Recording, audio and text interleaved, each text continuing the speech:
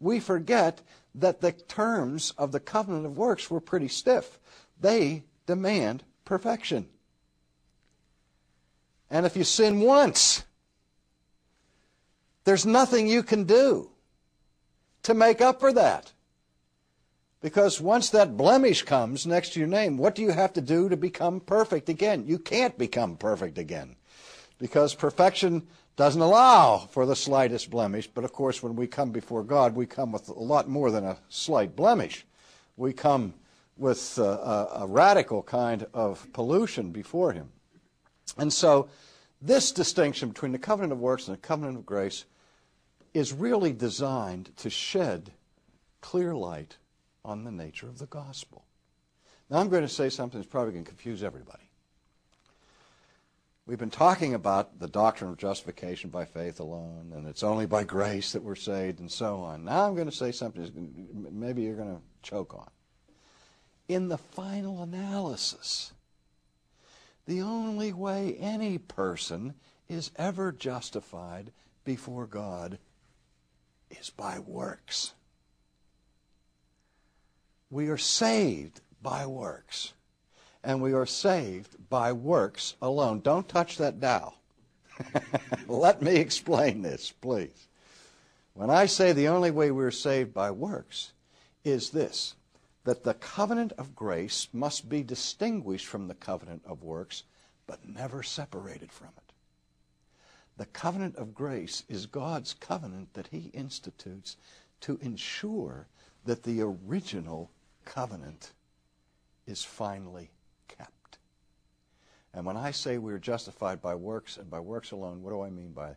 I mean that the grounds of my justification and the grounds of your justification are the perfect works of Jesus Christ.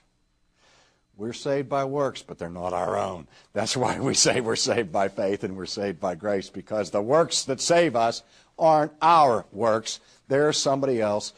Somebody else's work, who submitted himself at every point to the covenant of works. The New Testament describes Jesus as the new Adam. He is the new humanity who accomplishes what Adam failed to accomplish. By one man's disobedience, the world is plunged into ruin, and by the other man's obedience to the law of God in all of its demands and in perfect conformity, Christ redeems His people by winning the blessings promised that God had promised to His original creatures in their behalf. Now, I'm saved by grace insofar as the work that saves me is not my own.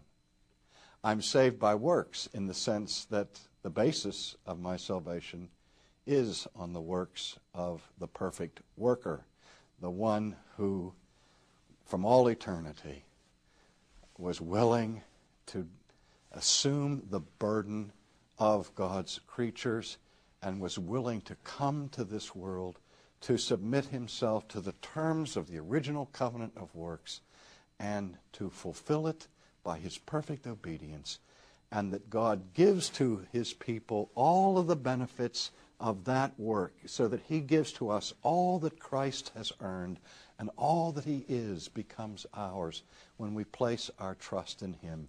That's what we mean by the covenant of grace. It's not like the covenant of works is the Old Testament and the covenant of grace is the New Testament. No, the covenant of grace is working ever since the 3rd chapter of Genesis.